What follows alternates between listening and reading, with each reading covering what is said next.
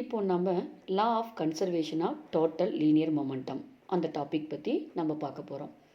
Conservation அப்படின்னா என்னென்னா remains the same, அதாவது கான்ஸ்டன்ட், மாறாது. இனிஷியலாக என்ன இருக்கோ ஃபைனலாக அதுதான் இருக்கும் அப்படின்னு சொல்லி மீனிங். அதாவது இனிஷியலாக என்ன மொமெண்டம் இருக்கோ அதுதான் ஃபைனலாக இருக்கும். இதுதான் law of conservation of linear momentum அப்படிங்கிற இந்த கான்செப்டில் நம்ம பார்க்க போகிறோம். சரியா குட்டி? ஃபஸ்ட்டு லீனியர் அப்படின்னா என்னென்னா ஸ்ட்ரெயிட் லைன். ஒரு ஆப்ஜெக்ட்டு ஸ்ட்ரெயிட் லைனில் மூவ் ஆகும் பொழுது அதனுடைய மோஷன் ஸ்ட்ரெயிட் லைனில் இருக்கும் இல்லையாம்மா? அப்போது அந்த ஆப்ஜெக்டுடைய மொமெண்டத்தை தான் நம்ம லீனியர் மொமெண்டம் அப்படின்னு சொல்லி சொல்கிறோம். நமக்கு தெரியும் லீனியர் மொமெண்டம்க்கு என்ன குட்டி formula? Momentum P = m × v. இதை நமக்கு தெரியும்.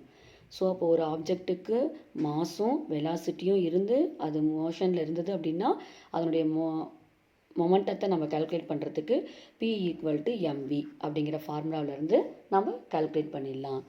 சரியாம்மா? அப்போது மொமெண்டம் அப்படிங்கிறது ஒரு ஃபிசிக்கல் கேரக்டர். சரியா குட்டி? அதுக்கு 2 கேரக்டர் இருக்குது. ஒன்று மாஸ், இன்னொன்று வெலாசிட்டி. இதில் ஏதாவது ஒன்று இன்க்ரீஸ் ஆனாலோ அல்லது சேஞ்ச் ஆனாலோ மொமெண்டம் என்ன குட்டி ஆகும்? சேஞ்ச் ஆகும். சரியா? So law of conservation of total linear மொமெண்டம்னா ஒரு சிஸ்டமில் இருக்கக்கூடிய என்டையர் பார்ட்டிகிள்ஸுடைய டோட்டல் லீனியர் மொமெண்டம் எப்போவுமே மாறாது. எப்போ அப்படின்னு சொல்லி பார்த்தீங்கன்னா ஆப்சண்ட் ஆஃப் எக்ஸ்டர்னல் ஃபோர்ஸு. அதாவது எக்ஸ்டர்னல் ஃபோர்ஸ் ஆக்ட் ஆகிற வரைக்கும் அந்த சிஸ்டமில் இருக்கக்கூடிய என்டையர் பார்ட்டிகிள்ஸுடைய டோட்டல் லீனியர் மொமெண்டம் சேஞ்ச் ஆகாது. அப்படிங்கிறத பற்றி நம்ம படிக்கிறது தான் law of conservation of linear momentum அப்படின்னு சொல்கிறோம். அதை பற்றி நம்ம டீட்டெயில்டாக இப்போ பார்க்க போகிறோம். சரியாம்மா? நேச்சரில் கன்சர்வேஷன் ஆஃப் லாவுக்கு ரொம்ப ரொம்ப இம்பார்ட்டண்ட் இருக்குது. மெக்கானிக்ஸை பொறுத்த வரைக்கும் கன்சர்வேஷன் ஆஃப் லா அப்படிங்கிறது 3 டைப்ஸாக இருக்குது. Conservation of energy, conservation of linear momentum and conservation of angular momentum. இப்போ நம்ம கன்சர்வேஷன் ஆஃப் லீனியர் மொமெண்டத்தை பற்றி டிஸ்கஸ் பண்ண போகிறோம். இந்த conservation of linear momentum Newton second law and third லாவிலேருந்து கம்பைன் பண்ணி நம்ம கொண்டு வந்தது தான் law of conservation of total linear momentum. நம்ம முன்னாடியே படிச்சிருக்கோம். நியூட்டன்ஸ் தேர்ட் லா என்ன கண்ணு? For every action there is an equal and opposite reaction அப்படின்னு சொல்லி நம்ம படிச்சிருக்கோம் நியூட்டன்ஸ் தேர்ட் லாவில். ஆமாம் தானே கண்ணு? அதை ஒரு time ஞாபகப்படுத்திக்கோங்க. When 2 particles interact with each other, they exert equal and opposite forces on each other. நம்ம பார்த்தோம் கண்ணு, 2 பார்ட்டிக்கல் இருக்குது. இந்த 2 பார்ட்டிக்கலையும் சேர்ந்து நாம் ஒரு சிஸ்டம் அப்படின்னு சொல்லி எடுத்துக்கிறோம். அப்போ அந்த ஃபஸ்ட்டு பார்ட்டிக்கல் செகண்ட் பார்ட்டிக்கல் மேலே அப்ளை பண்ணக்கூடிய ஃபோர்ஸை F21 வெக்டார் அப்படின்னு சொல்லி எடுத்துக்கிறோம். அதே மாதிரி செகண்ட் பார்ட்டிக்கல் ஃபஸ்ட்டு பார்ட்டிக்கல் மேலே எக்ஸாக்ட் பண்ணக்கூடிய ஃபோர்ஸை F12 வெக்டார் அப்படின்னு சொல்லி எடுத்துக்கிட்டோம்னா நம்ம நியூட்டன்ஸ் லாவை எப்படி குட்டி எக்ஸ்பிரஸ் பண்ணலாம்? F21 வெக்டார் = -F12 வெக்டார் அப்படின்னு சொல்லி இப்படி நம்ம நியூட்டன்ஸ் தேர்ட் லாவை எழுதலாம் மேடமா? ஆமாம் தானேடா குட்டி? இந்த மாதிரி நம்ம எழுதலாம். நமக்கு இந்த ஈக்குவேஷன் கிடைக்குது. இப்போ நியூட்டன்ஸ் செகண்ட் லா பார்த்தீங்க அப்படின்னாக்கா rate of change of linear momentum = applied ஃபோர்ஸுக்கு ஈக்குவலாக இருக்கும் அப்படின்னு சொல்லி நம்ம பார்த்தோம். அந்த rate of change of linear momentum applied ஃபோர்ஸுக்கு ஈக்குவலாக இருக்கும் அப்படின்னு சொல்லி பார்த்தோம்.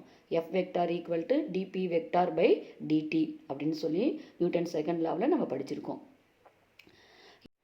அந்த பார்ட்டிக்கிள் மேலே எக்ஸ்டர்னல் ஃபோர்ஸ் ஆக்ட் ஆகும் பொழுது அதனுடைய மொமெண்டம் சேஞ்ச் ஆகும். ஏன்னாக்கா அந்த பார்ட்டிக்கிளுடைய வெலாசிட்டி சேஞ்ச் ஆகும். அதனால் மொமெண்டமும் என்ன குட்டி ஆகும்? சேஞ்ச் ஆகும். இப்போ ஃபஸ்ட்டு பார்ட்டிக்கிளுடைய மொமெண்டம் P1 அப்படின்னு எடுத்துக்கிறோம். செகண்ட் பார்ட்டிக்கிளுடைய மொமெண்டத்தை P2 அப்படின்னு சொல்லி எடுத்துக்கிறோம். இப்போது ஃபஸ்ட்டு பார்ட்டிக்கிளுடைய மொமெண்டம் எப்படி கண்ணு சேஞ்ச் ஆகும்? செகண்ட் பார்ட்டிக்கிள் ஃபஸ்ட்டு பார்ட்டிக்கிள் மேலே அப்ளை பண்ணுற ஃபோர்ஸால் தான் இந்த ஃபஸ்ட்டு பார்ட்டிக்கிளுடைய மொமெண்டம் சேஞ்ச் ஆகும். சரியாம்மா? அதனால தான் நம்ம பாருங்கள் இந்த ஈக்குவேஷன் இப்படி எழுதியிருக்கோம். F12 vector = dp1 vector by dt அப்படின்னு சொல்லி எடுத்துக்கிறோம். இதில் P1 அப்படிங்கிறது ஃபஸ்ட்டு பார்ட்டிக்கிளுடைய மொமெண்டம். இது எப்படி சேஞ்ச் ஆகும் அப்படின்னா செகண்ட் பார்ட்டிக்கிள் ஃபஸ்ட்டு பார்ட்டிக்கிள் மேலே எக்ஸர்ட் பண்ணக்கூடிய ஃபோர்ஸால் தான் இந்த ஃபஸ்ட்டு பார்ட்டிக்கிளுடைய மொமெண்டம் சேஞ்ச் ஆகும். சரியாம்மா? அதனால தான் நம்ம F12 vector = dp1 vector by dt அப்படின்னு சொல்லி போட்டிருக்கோம்.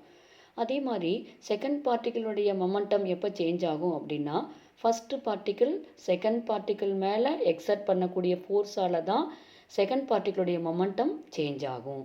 ஸோ அப்போ F21 vector equal to dP2 vector by dt அப்படின்னு சொல்லி நம்ம எழுதிக்கிறோம். இந்த ஈக்குவேஷனையும் பாருங்கள். இப்போ இந்த வேல்யூ கொண்டு போயிட்டு இந்த ஈக்குவேஷனில் நம்ம சப்ஸ்டியூட் பண்ணிக்கலாம். சரியாம்மா? அப்படி சப்ஸ்டியூட் பண்ணிங்க அப்படின்னாக்கா நமக்கு இந்த ஈக்குவேஷன் கிடைக்கும். dP1 vector divided by dt equal to minus dP2 vector by dt. ஓகேவா கண்ணு? ஸோ இந்த வேல்யூவையும் இங்கேயும் இந்த வேல்யூ இங்கேயும் நம்ம கொண்டு போய் சப்ஸ்டியூட் பண்ணுறோம். இப்போ இந்த டேர்மை இந்த பக்கம் கொண்டுட்டு வாங்க. dP1 வெக்டார் பை dt இந்த மைனஸ் இந்த பக்கம் வந்தால் என்னவா கண்ணு மாறும்? ப்ளஸ்ஸாக மாறும். ஸோ அப்போ dP2 vector by dt equal to 0. d by டிடியை காமனாக இருக்கா கண்ணு? வெளியில் எடுத்துடலாம். அப்போ எடுத்துட்டிங்கனாக்கா இதுலேயும் d பை dt இருக்குது, இதுலேயும் d பை dt டிஃப்ரென்சியேஷன் இருக்குது. ஸோ காமனாக வெளியில் எடுத்துட்டோம் அப்படின்னாக்கா P1 plus P2 equal to 0. என்ன கண்ணு அப்படின்னா என்ன கண்ணு மீனிங்? நம்ம ஒரு கான்ஸ்டண்ட்டை டிஃப்ரென்ஷியேட் பண்ணமா தான் நமக்கு ஆன்சர் வந்து 0 கிடைக்கும். அப்போ இந்த டேர்ம் என்னவா கண்ணு இருக்கணும்? கண்டிப்பாக அது கான்ஸ்டண்ட்டாக தான் இருக்கும். ஏன்னாக்கா ஒரு கான்ஸ்டண்ட்டை நம்ம டிஃப்ரென்ஷியேட் பண்ணோம் அப்படின்னா தான் ஆன்சர் நமக்கு 0வாக கிடைக்கும். இந்த கான்செப்டெல்லாம் நீங்கள் மேக்ஸில் படிச்சிருக்கீங்க இல்லையாம்மா? ஸோ அப்போ P1 vector plus P2 vector equal to constant vector அப்படிங்கிறத நம்ம கிளியராக தெரிஞ்சுக்கிறோம். ஓகேவாம்மா? இதில் P1 vector plus P2 vector இந்த டேர்ம் இருக்கு இல்லையா குட்டி? இதுதான் அந்த டூ பார்ட்டிகல்ஸுடைய டோட்டல் லீனியர் மொமெண்டம் அப்படின்னு சொல்லி நம்ம எடுத்துக்கிறோம். சரியாம்மா? அப்போது இந்த சிஸ்டமில் எத்தனை பார்ட்டிகல் இருக்குன்னு? 2 பார்ட்டிகல்ஸ் இருக்குன்னு சொல்லி பார்த்தோம். அப்போ அந்த சிஸ்டமுடைய டோட்டல் லீனியர் மொமெண்டம் அப்படிங்கிறது P1 வெக்டார் ப்ளஸ் P2 வெக்டாருக்கு ஈக்குவலாக இருக்கும் அப்படிங்கிறத நம்ம கிளியராக தெரிஞ்சுக்கிறோம். சரியாம்மா? இதிலிருந்து டோட்டல் லீனியர் மொமெண்டம் அப்படின்னா என்ன அப்படிங்கிறத பற்றி நம்ம பார்க்கலாம். சரியா குட்டி? If there are no external force acting on the system then the total linear momentum of the system is always a constant vector அப்படிங்கிறத நம்ம தெரிஞ்சுக்கிறோம். அந்த ஈக்குவேஷன்ஸ்லேருந்து நம்ம தெரிஞ்சுக்கிறோம். எக்ஸ்டர்னல் ஃபோர்ஸ் ஆக்ட் ஆகாத வரைக்கும் அந்த சிஸ்டமுடைய டோட்டல் லீனியர் மொமெண்டம் அப்படிங்கிறது கான்ஸ்டண்ட்டாக இருக்கும் அப்படிங்கிறத கிளியராக நம்ம தெரிஞ்சுக்கிறோம். அதே மாதிரி இதில் கன்சர்வ் அப்படின்னா என்ன மீனிங் அப்படின்னா P1 அண்ட் P2 இதில் ஏதாவது ஒன்று சேஞ்ச் ஆனாலும் அந்த சிஸ்டமுடைய டோட்டல் லீனியர் மொமெண்டம் சேஞ்ச் ஆகாது. அதாவது P1 vector plus P2 vector எப்பயுமே எப்படி இருக்கும்? கான்ஸ்டன்ட் வெக்டாராக இருக்கும் அப்படிங்கிறத நம்ம கிளியராக தெரிஞ்சுக்கிறோம். Meaning of law of conservation of momentum. The law of conservation of linear momentum is a vector law. Both the magnitude and direction of total linear momentum are constant அப்படிங்கிறத நம்ம தெரிஞ்சுக்கிறோம். ஒரு சில கேசஸில் டோட்டல் மொமெண்டம் 0. செகண்ட் பாயிண்ட் பாருங்கள். ஒரு particle இருக்குது, அதனுடைய மோஷனை நம்ம அனலைஸ் பண்ணணும் அப்படின்னு சொல்லி பார்த்தீங்கன்னா நியூட்டன் செகண்ட் லா அல்லது law of conservation of linear மொமெண்டமை நம்ம அப்ளை பண்ணலாம். நியூட்டன் செகண்ட் லாவை நம்ம அப்ளை பண்ணும் பொழுது அந்த ஆப்ஜெக்ட் மேலே எக்ஸ்ட்ராக்ட் ஆகக்கூடிய ஃபோர்ஸஸை நம்ம ஸ்பெசிஃபை பண்ணி சொல்லணும்.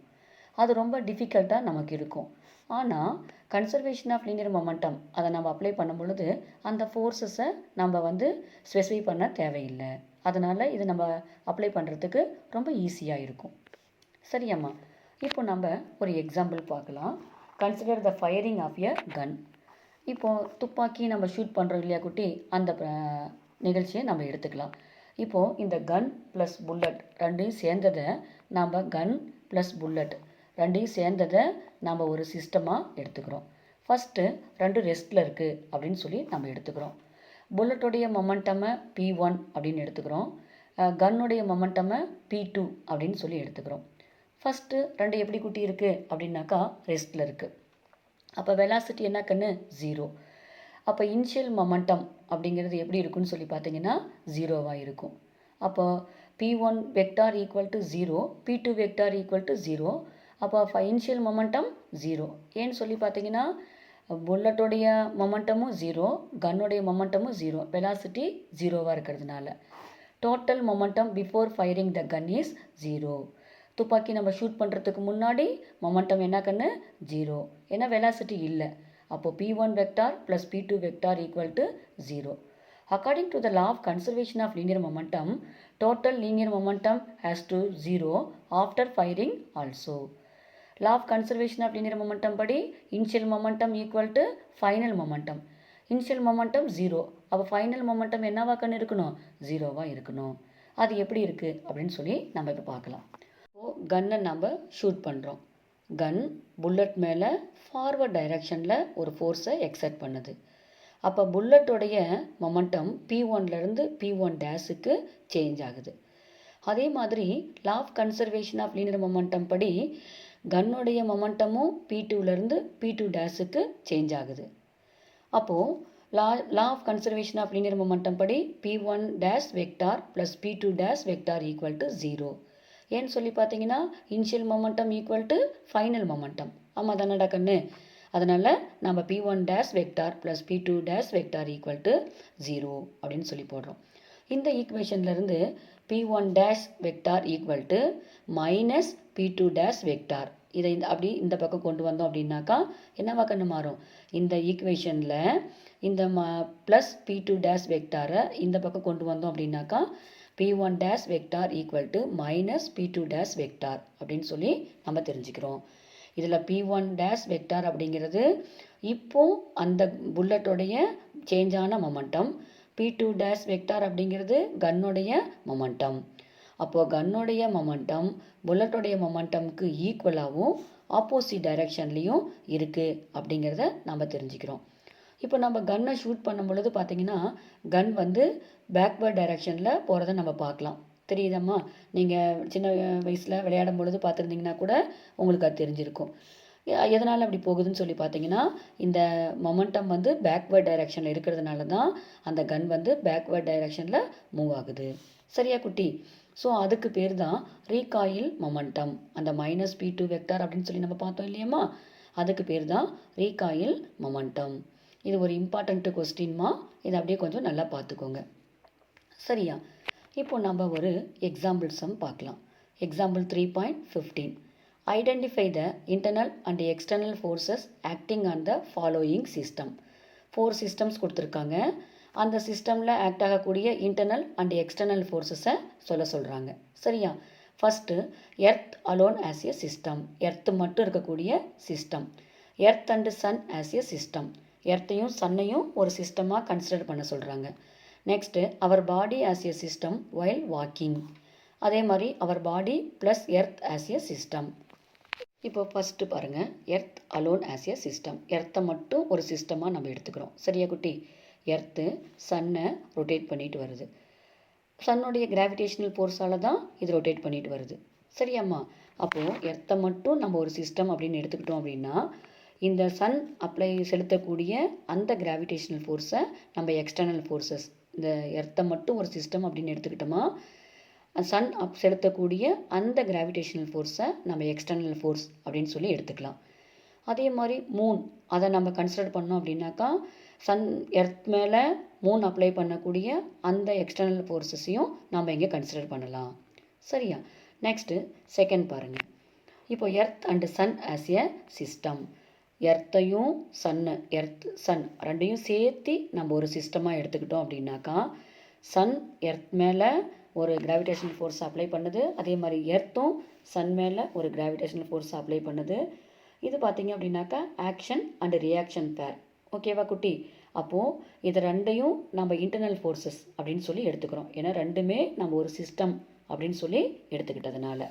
சரியாம்மா? நெக்ஸ்ட்டு பாருங்கள், our body as a system while walking. இப்போ நாம் நடக்கிறோம், நம்மளை மட்டும் நம்ம ஒரு சிஸ்டம் அப்படின்னு சொல்லி எடுத்துக்கிறோம். நாம் நடக்கும் பொழுது எர்த் மேலே பாதத்தை ஊனி நம்ம நடக்கிறோம். அப்போ நம்ம என்ன பண்ணுறோம்? எர்த் மேலே ஒரு ஃபோர்ஸை அப்ளை பண்ணுறோம். எர்த்து அதுக்கு ஈக்குவலான ஆப்போசிட் ஃபோர்ஸை அப்ளை பண்ணுது. இப்போ நம்மளை மட்டும் நம்ம ஒரு சிஸ்டம் அப்படின்னு எடுத்துக்கிட்டோமா எர்த்து நம்ம மேலே அப்ளை பண்ணக்கூடிய அந்த ஆப்போசிட் ஃபோர்ஸ் இருக்கு இல்லையாம்மா, அதை தான் நம்ம எக்ஸ்டர்னல் ஃபோர்ஸ் அப்படின்னு சொல்லி நம்ம கன்சிடர் பண்ணுறோம். இப்போ லாஸ்ட் ஒன் பாருங்கள், our body plus earth as a system. நம்மளையும் எர்த்தையும் சேர்த்து நம்ம ஒரு சிஸ்டம் அப்படின்னு சொல்லி எடுத்துக்கிட்டோம் அப்படின்னா நாம் எர்த் மேலே அப்ளை பண்ணக்கூடிய ஃபோர்ஸும் எர்த்து நம்ம மேலே அப்ளை பண்ணக்கூடிய ஆப்போசிட் ஃபோர்ஸையும் நம்ம இன்டர்னல் ஃபோர்ஸஸ் அப்படின்னு சொல்லி கன்சிடர் பண்ணலாம். ஏன்னு சொல்லி பார்த்தீங்கன்னா எர்த்து ப்ளஸ் நாம் 2 பேரும் சேர்த்து நம்ம ஒரு சிஸ்டமாக கன்சிடர் பண்ணுறோம். ஓகேவாம்மா? அப்போது சிஸ்டம் அப்படின்னா என்ன, அதன் மேலே ஆக்ட் ஆகக்கூடிய எக்ஸ்டர்னல் ஃபோர்ஸ்னால் என்ன, இன்டர்னல் ஃபோர்ஸஸ்னால் என்ன அப்படிங்கிறத நம்ம தெளிவாக இதிலிருந்து தெரிஞ்சுக்கிறோம். ஓகேவா குட்டீஸ்?